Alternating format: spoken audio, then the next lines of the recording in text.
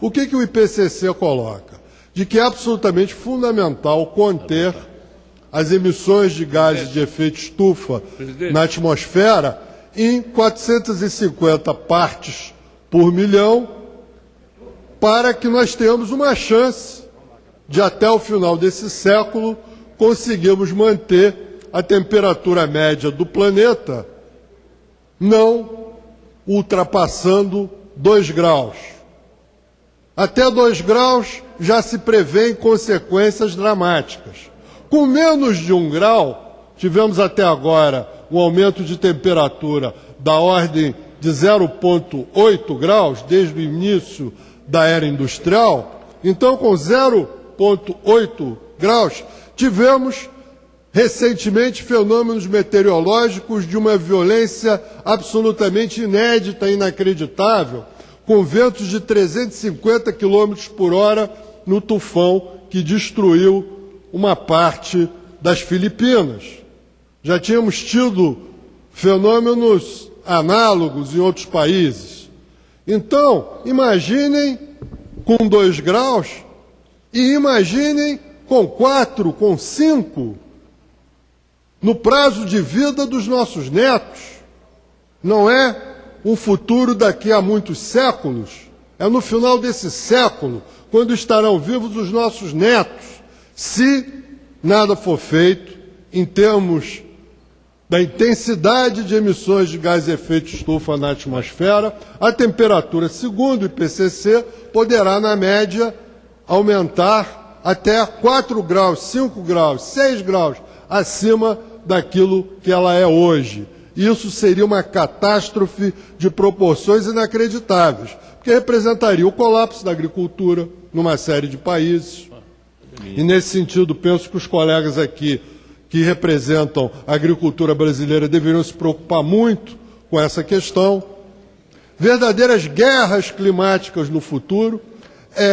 Volto a dizer, penso que é uma ilusão achar que a Conferência do Clima das Nações Unidas vai conseguir, até 2015, lograr um acordo que consiga cortar emissões a ponto de garantir que nós não ultrapassemos a marca das 450 partes por milhão, 450 ppm na atmosfera, e tenhamos essa possibilidade de manter a temperatura da Terra na média em 2 graus esse século, não ultrapassando 2 graus nesse século.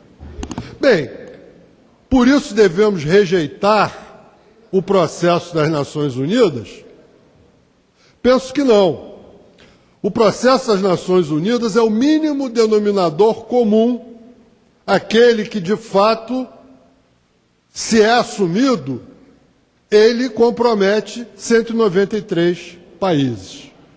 No entanto, assim como não devemos rejeitar, como alguns americanos o fazem, a importância daquilo que acontece sob a égide das Nações Unidas, não devemos ter a ilusão de achar que o problema será superado apenas sob a égide das Nações Unidas. Na verdade, para se conseguir essa redução tão substancial das emissões de gases de efeito estufa, que seja suficiente para, de fato, manter a concentração de gases de efeito estufa na atmosfera a menos de 450 ppm, não é necessário termos os 193 países. Basta 7, 8, 10 no máximo. Só os Estados Unidos e a China, conjuntamente, são responsáveis por 40% das emissões. Os Estados Unidos, a China, a Europa, a Índia, o Brasil, o Japão, o Canadá, a Austrália, alguns outros países, alguns outros poucos países, se eles conseguissem, num fórum mais restrito, chegar a uma composição em relação a reduções que, de fato, complementassem aquilo que a ONU conseguirá em 2015, pois haverá certamente um resultado nessa reunião em Paris, só que ele muito provavelmente não será suficiente. Então, se um grupo mais restrito de países conseguisse entender em relação a como avançar mais, isso pode ser decisivo.